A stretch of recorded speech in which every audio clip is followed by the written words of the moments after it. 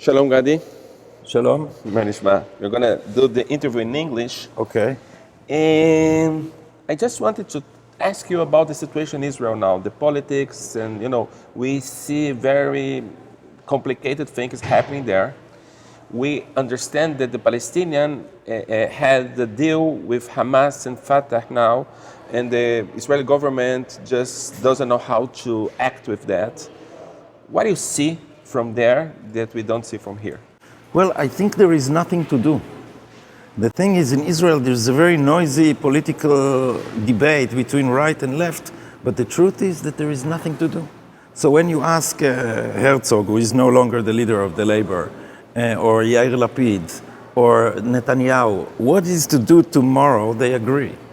Because the thing is, you see, the conflict is understood upside down from outside Israel, and people don't realize it, and many in Israel also, that Israel has agreed to finish the occupation many times. The Palestinian Authority will not let us finish the occupation. This is the real story. And why would it let us finish the occupation? If Mahmoud Abbas tomorrow, if we leave the West Bank, with great probability Hamas will take over, and we saw how they were when they are not weak. When they took over in Gaza, they killed all the Fatah people. So he is risking his own head. Secondly, it is the Israeli Defense Forces who are protecting the Palestinian Authority from terrorists. And thirdly, if he stops being the victim, then all the international help will not come. But I think that above all, the Palestinian national movement has not given up on the destruction of Israel. And it understands what everybody in the world understands, that if the occupation continues forever, Israel will collapse. So why would Mahmoud Abbas rescue Zionism from the occupation? He has everything to gain from the occupation, and he will lose his greatest weapon against Israel if he lets us go. So you are telling us that the end of the occupation is a very important Israeli issue, Israeli aim to end the occupation is good for Israel and bad for the Palestinians. It's bad for their plans to destroy Israel. But what worries me is, first and foremost, the national interest of Israel is to end the occupation, because in the long run, we will turn into a binational state. Now, what is Zionism about? Zionism is not about land. It's about self-determination. So, it says in our Declaration of Independence, you know it, if you have been to my class 15 years ago, you know it. It says in our Declaration of Independence, it is the natural right of the Jewish people to be, like all peoples, masters of their own fate in their own sovereign state.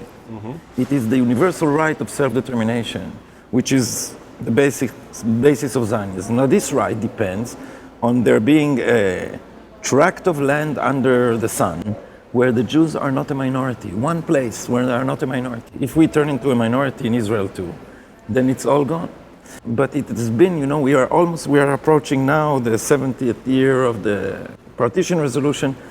The Arabs resisted the partition resolution for this reason. Yeah. Because they said, if we don't divide the land, then we will remain a majority. If we divide the land, then the Jews will have a part of the land where they are a majority, and we can't destroy them. So, regrettably, this is still the plan. And I would say it's a very effective plan. We have to find a way to separate. And this is why I have stopped talking about peace. The Palestinians are not interested in peace. We are kidding ourselves in the West and in the Israeli left. You just read the books. You know what? Just now there is a new book for children of, I think, 3rd grade.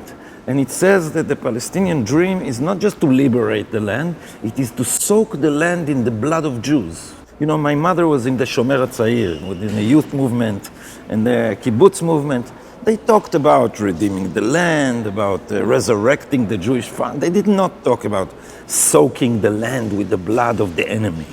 We didn't talk like that about Germany. No one said soak the land with the blood of the Germans after the Holocaust.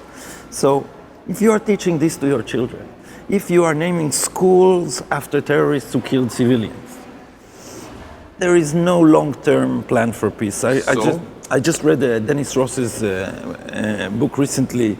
It's a very, very detailed and tedious book, as you know. In the end of the book, he said, why didn't we realize that Arafat was never going to actually go for partition and peace? He said, well, the thing that we ignored is that when a leader aims for big historical compromise, he prepares his people. He did nothing of the sort. He never prepared his people. And this is true of Fatah today, not to mention Hamas. So peace is, in my view, an obstacle to partition. What we need is separation. There are two national movements holding each other at the throat. What we need is not peace. We need separation, because without separation, there will be no Jewish majority, for a long time no Arab majority. It will be a balance of a binational state. Now, binational states don't survive. We talked about our parents before. Slovakia, it was Czechoslovakia back then.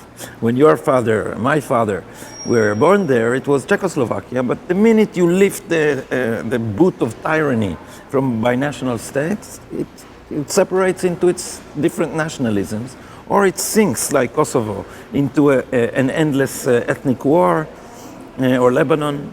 So if we don't separate from the Palestinian, the long-term the prospects for both national movements is not a victory over the other. It is a river of blood for a century. Yeah, you're talking about the Palestinians, and I understand what I'm saying, but in the other way, there is another group, another sector in the Israeli society that thinks the same. Absolutely. I mean, wants also to kill that Zionism that you talk about it. I mean, the open Zionism, the possibility of thinking about society, not about land. These are the supporters of the settlers. Yeah. Settlement is not progressing as the public relations of the settlement is progressing, and there are many interests. First of all, Netanyahu has more or less stopped settlement outside the big blocks, that is outside the future border. And does not want to say that he did this, of course, because his government is leaning on extreme right-wing parties. So he has to change the song that he sings about the reality that he creates. Secondly, all of Israel's enemies also want to say that it settles all the time. So while there is no big settlement activity, people keep talking about it. However, let's not be naive. The settlers have, the religious settlers, I call this in my book a Zionism of land. It is not a Zionism based on the idea of self-determination. I call that a Zionism of state or a Zionism of liberty. The aim of Zionism is different from all Jewish movements to Israel all over the history, because the aim of Zionism was not land. Look at what Ben-Gurion did. If you look beyond the rhetoric, Ben-Gurion settled the land outside the historical land of Israel. The historical land of Israel is Judea and Samaria. Zionism came back to Israel, but it settled on the seaplain and in the Galilee, and just avoided the historical land of Israel. Why? Because, as he told his cabinet, do you want a parliament with an Arab majority? This is about self-determination. We need a place where the Jews are the majority. And so he was careful not to settle where there is a big Arab population. So Zionism about, if you ask Ben-Gurion, what is the one thing that Zionism is about? It is not the land of Israel. It is independence. The Jews for 2,000 years have been dependent on other peoples. It was the dream of Zionists to be, for the first time after 2,000 years, dependent on themselves. Zionism is self-reliance. Now I'll tell you something horrifying about my grandmother. My grandmother was a Zionist and a Marxist. This is a lot together. And from both streaks, she took the idea of human control over human fate. It is not, life is not something that happens to us. Life is something we make. For 2,000 years, the Jews said, it's all dependent on God. No, the Zionists said, it depends on us. So my grandmother calculated, I don't know why and how, that 82 years is enough for a person to live. And she announced that she will commit suicide at 82. And she did. Oi, Gewalt. So this is it. But imagine how far this went with these people. She said, nature will not decide for me. I will decide. And I will live my life according to my independent decisions. So this is what Zionism was about. She was very left-wing Zionism, but nevertheless, in their kibbutz, in the beginning, she left the kibbutz after that because she had a very strong Jewish identity, but in the kibbutz they tried to take God out of the texts. So they made all the holidays again with no God. Pesach, Passover, was just about the spring. It didn't last for long because, Orthodox Marxists, it's like a religion. They can't say God, they say the great abstract. So they were very extreme, but my grandmother took Zionism very seriously, very personally. She came from a very rich Jewish family in Poland. And she came to Israel and she lived in a tent for 5 years and made gravel with a hammer, broke stones, because she would not accept that other people will tell her how to live. And you understand that these people, like your grandmother, didn't understand the risk that the religious Zionism could bring to Israel. I mean, the question of the land and the sacred land was not seen by these people as a real risk, because they understood that, the religious people are going to disappear somewhere and somehow. Marxists thought that they will grow up. The left wing of the Zionism. And now we're seeing that they want to take the Zionism as a question connected only to their Zionism, to this Zionism. I wrote a book about this. And so I was very interested in religious Zionism. I'm not thinking of them as the enemy. I am thinking of them as stray Jews that need to be brought back home. Okay. Because this is a streak of Judaism that is, if you think about it, materialistic. It has taken the idea of redemption from heaven to earth, and now the land became the focus of their theology. This is not the original Judaism. It's the opposite. It was a very controversial streak of Judaism, where settling the land is a main mitzvah, is a main religious obligation. And they developed a whole theology according to which redemption advances with every acre. More land is more Zionism, because for them redemption is the return of the Jewish people to their ancient homeland. Now, you can't deny that there is such an element in Zionism. We'll create independence in our ancient homeland. But they took that part of Zionism and made it into everything. While, as I said, for Ben-Gurion and mainstream Zionism, the idea of independence, democratic Jewish state, was the aim of Zionism. So that for them, expanding the land is a retreat from Zionism. It's not more Zionism, it's less Zionism. Because if you expand the land beyond the point where you have a stable Jewish majority, you are mixing two nationalisms, and you will create a situation like in the diaspora, where the Jews are a minority. Now, Zionism is based on the idea of liberty. And this can be shown, it's complicated for a talk like this, but it could be shown how the development of the Zionist ideology as it matured in Herzl and then in Ben-Gurion was centered around the value of liberty. It began from the question, how can we make the Jews free? So it cannot, without contradiction, bring about the freedom of the Jews at the expense of the freedom of another people. Now, the fact that the Palestinians are not free is their own fault. They could have accepted the partition in 1937, the Peel Commission. They could have accepted the partition resolution in 1947. They could have accepted that, well, they had a long time when they were under Jordanian occupation. But after the Intifada 87, after Madrid in 91, Oslo in 93, they could have had their independence. They could have had their independence 2000 with Ehud Barak, and then at the end of the first decade of the second millennium, with the very generous Olmert offer, they kept refusing. So they don't have independence because they are not willing to tolerate ours. But if we want to be consistent, we should support partition, because Zionism is about the right of all peoples to self-determination. So I used to say I'm for a Palestinian state because I'm a Zionist. Now things have become complicated. And here there is something very difficult, which I regret that in Israel there is no deep strategic thinking in the press. There is in academia, but also in the international press. Look at what is happening in the Arab world. It is shocking. Forget Israel and the conflict. The very idea of national states is collapsing. So we are in the middle of a volcano now, and the lava everything is being swept away, and we are still thinking in the old terms.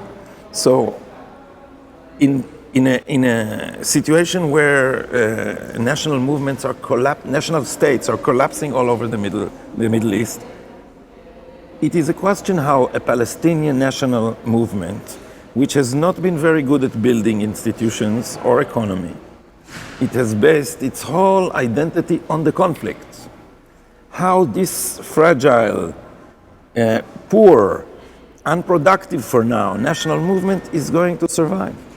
I'm personally, my greatest worry, apparently no one shares this, I keep writing this in the press, and no one is picking up what about Jordan? What happens if the Hashemite kingdom now collapses? We've had Syria collapse, we have ISIS, we have Iraq collapsing, and in the middle the Hashemite kingdom, which is very, very poor, now absorbed something like 15% of its population is Syrian refugees. We have to support Jordan now. This is the most urgent task. Before we solve great metaphysical problems, support Jordan, because Jordan is a force of moderation. So Israel now has very important allies in the Middle East. Jordan and Egypt, it's a cold peace. There is no great cultural exchange. I haven't visited it.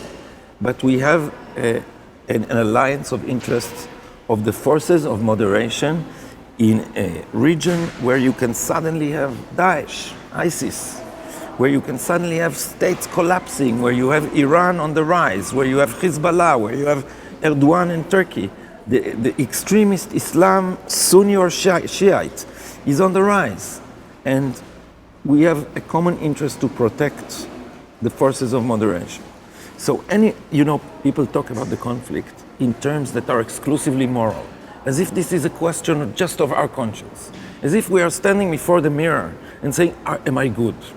But the Middle East is a very wild place. The conflict is very small. Arabs have killed Arabs to an exponentially greater number than Jews killed Arabs, or Arabs killed Jews. The numbers are around 10 million in a century. So this is a very violent region, and we have to think with the moderate Arab states, some of which, don't share our values. Saudi Arabia is not my ideal of human rights, but Saudi Arabia is now a force of moderation. So we have to make politics is not about loving everybody. It's about trying to achieve useful compromises. So Saudi Arabia, Jordan, and Egypt should be in the focus of our interests. How do you see the BDS talking about, time after time, the Syria going on in Syria, what's going on now, the situation in the Middle East, and the people talking about Israel and the boycott to Israel as the very important issue to be done now? How do you see it? Well, my friend, the Palestinian Bassam Eid, has said the boycott economically is hurting Palestine more than it is hurting Israel. But also the boycott is not about peace. This is the main thing about this whole movement. It is a movement that calls for the destruction of Israel, because it doesn't only talk about the occupation, it says that the Jews have no right to a state. Yeah, all the Israel is occupation for them. Yes, exactly. And so look at how the terms in the press easily blur, and everyone sees what is comfortable for them to see. Because when the Hamas or the Fatah, the supposedly moderate Fatah, says occupation, they mean Israel, not the West Bank. When we say the occupation, we mean the areas that are under military rule, where Arabs don't have full civil rights and political rights. But when they say the occupation, they mean the whole land of Israel. So the BDS is using this blurring of the terms to portray its struggle to destroy Israel as a struggle for human rights. And this is very easy to do because, you and the Jewish community read a lot of news, understand a lot about Israel. The general public, you tell them a Jewish state, and then you show on the news checkpoints in the West Bank. And they say, Jewish state is apartheid. People outside Israel don't even know that Arabs in Israel have full civil rights. Yeah, they don't know the difference between them. That there is a Supreme Court Arab judge. And I sat here with an Arab Israeli diplomat. And it was amazing because I sat with some Israeli filmmaker. And the Israeli filmmaker is the extreme left. And he said, a Jewish state is an apartheid, it's a racist concept. And the Arab diplomat was for a Jewish state. And after we finished this big discussion, we had dinner at a great restaurant here in Sao Paulo. The meat that you cook on the table, it was amazing. And in the end, the diplomat says to the filmmaker, he says, come on, man. Do you want Israel to turn into a Muslim country? They will take away all your rights. Look around you. So this modern Israeli Arab is defending a Jewish state because he knows that a Jewish state is a state that protects the rights of all its citizens, Jewish or not Jewish. And so Israel, yes, has a national minority that is Arab, but Denmark also has a minority, and Germany also has national minorities. In fact, almost every national state has a minority. I'll give you a neutral example. There is a German-speaking minority in Italy. They are not Italian in the same sense that Italian-speaking Italians are Italian. They are Italian citizens, but their national identity is not exactly the same. So Israel is one of many cases. And to say that because there is a national minority, the majority should not have its own right to self-determination is absurd. You're arguing in the name of the right of self-determination for the minority against the self-determination of the majority. It's an illogical inconsistency. But I will also mention a quote from Bassam Eid, because Bassam is from the Palestinian Authority. He lives under the Palestinian Authority, fighting there for human rights, not against Israel, but against the Fatah. Because the Fatah, human rights under Hamas and under the Fatah, I kept saying, people get angry at me in the Israeli press, but I said, you cannot make an argument against the occupation based on human rights. You know why?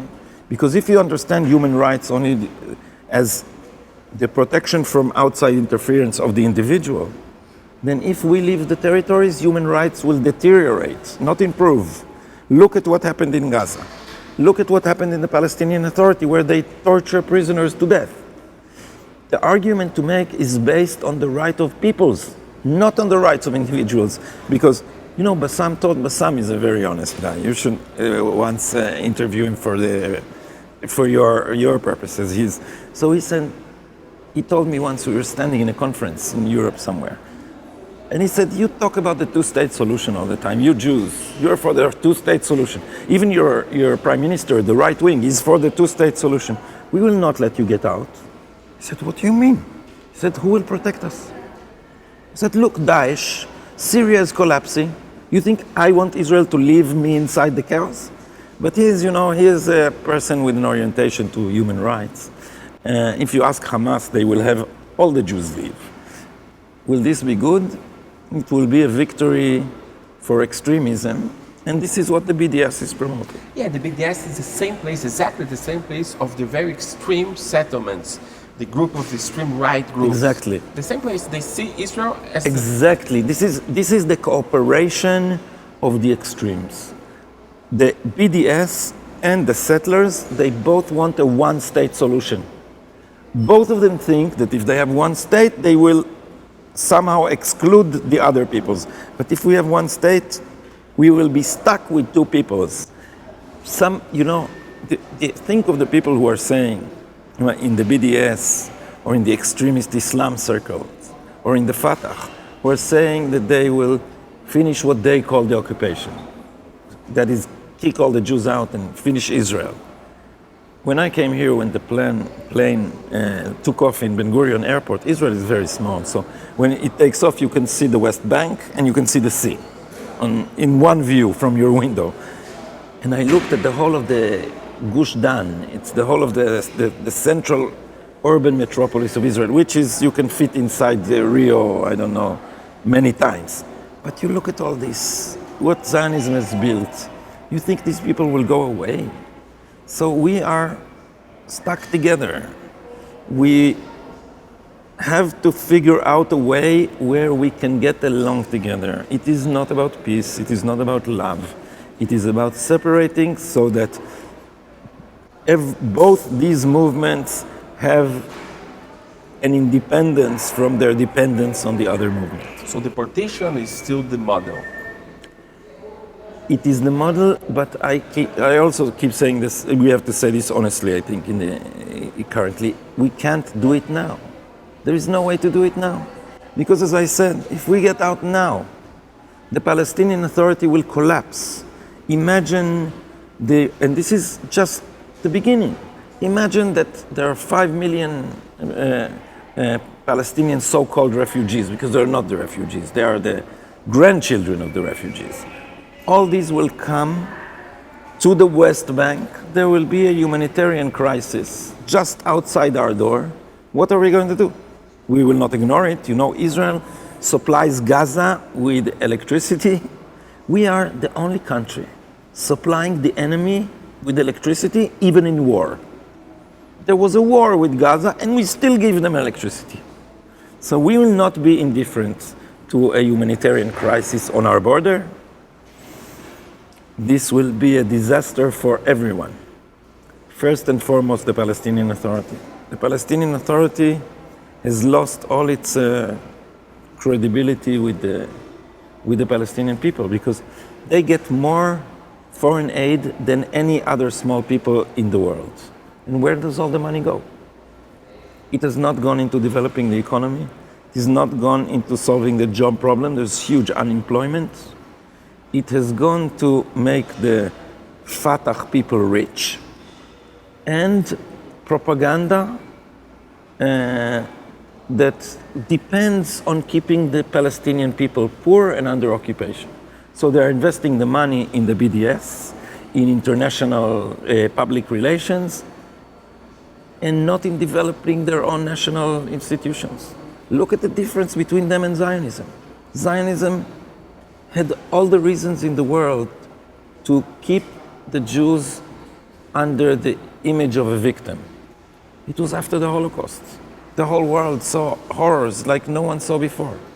And Israel, there's a lot of guilt feeling now in Israel about denying the suffering of the Holocaust survivors. But we did a good thing. Zionism, and this is Ben Gurion's amazing vision, we are not victims anymore. 2,000 years we were victims. Now we are self-reliant. Now the bed we make will be the bed we sleep in. This is why for Zionism, the farmer, the soldier, the worker was a central symbol. Although there were not so many workers and not so many farmers and not so many soldiers. Soldiers, there were more as we needed them. But look, the beginning of Zionism is an absurd. It is a socialist movement with no workers, because the Jews were not workers in Europe. They were not allowed to own property, so they went into the middle class. So you have a Marxist movement with no workers. Okay, so I have to think about how to solve the situation, and you think it's not a good time to think about solving it exactly now? I think that we have to honestly admit that we have no instant solution.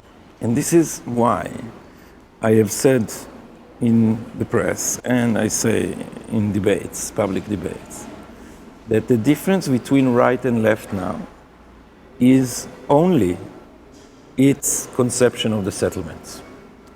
Because we have no way to get out of there now. We have no way to finish the occupation because the Palestinians will not let us. So the left wing should stop saying, when we are in power, we will make peace. You will not make peace because they refused it. What you should say is, we will manage the current situation with a horizon to separation, while the right is running the current situation with the horizon for annexation. So the only relevant question is, do you mix the populations or not? Because if the left wing was in government tomorrow, what it should do, it should say, we're not settling anymore. It should make a law that says that anyone coming back from the settlements will get state compensation, and that anyone living outside the security barrier should know that if they want to stay, they will in the future stay in Palestine, not in Israel, because this is not Israeli land anymore.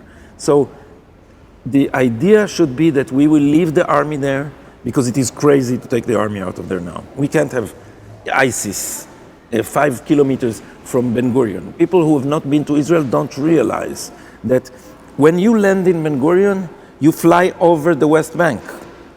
So it depends on the direction of the wind. But if you land from the east, you are going over the West Bank. If it is kilometers away from Tel Aviv, Israel has a narrow waist like no Hollywood dancer ever had. It's 15 kilometers. So we can't have ISIS there. It's just lying if you say you will get your army out of there. But we should start dismantling the civilian infrastructure outside the barrier. This is what the left can do now. תודה רבה. תודה לך.